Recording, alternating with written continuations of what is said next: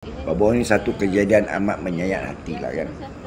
Seorang pekerja migran Indonesia ataupun dipanggil TKW, tenaga kerja wanita Indonesia, telah diinyaya dan ditinggalkan di tepi jalan berharap dia ni mati, meninggal dunia. Tapi alhamdulillah dia telah selamat dan dibawa ke hospital. Maka datanglah sekumpulan ahli politik daripada Indonesia tu, apa Uya ke nama dia kan, datang Malaysia dan bertanya kan? Sebab kita rakyat Malaysia ni tak tahu. Kalau tak terbongkarlah benda-benda ini, kita tidak tahu. Bukan Indonesia kan yang menyanya ni, dia berharap ke warga negara lain.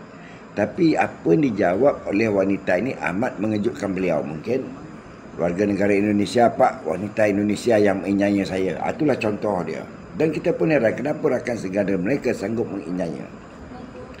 Tapi daripada kabar-kabar berita yang banyak berlaku di Malaysia lah, banyak mereka ni ditipu, pada pekerja-pekerja asing ni banyak ditipu oleh rakan senegara mereka. Kan? Bukan orang tempatan yang menipu pun, tapi rakan senegara mereka. Kebanyakannya lah. Kan?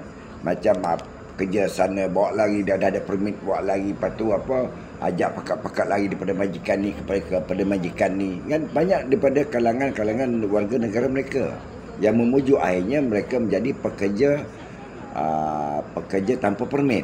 Ini akibat dia. Jadi pekerja-pekerja Indonesia harus hati-hati lah benda-benda ni. Kan? Pada kakak tu yang telah diinyaya tu, kan? Bersabar, kabarnya yang pelaku telah pun ditangkap. Ini dan makan dalam berita saya baca tu pembunuhan terancang. Kan? Berharap mereka ni mati. Jadi rahsia itu tertutup. Tapi alhamdulillah dia telah selamat dan terbongkar. Kan? Situ. Setelah ini mencari kesilapan-kesilapan yang ada di Malaysia. Akhirnya terbongkar yang mereka ini diperlakukan oleh rakan senegara mereka sendiri. Harap bersabar, Kak.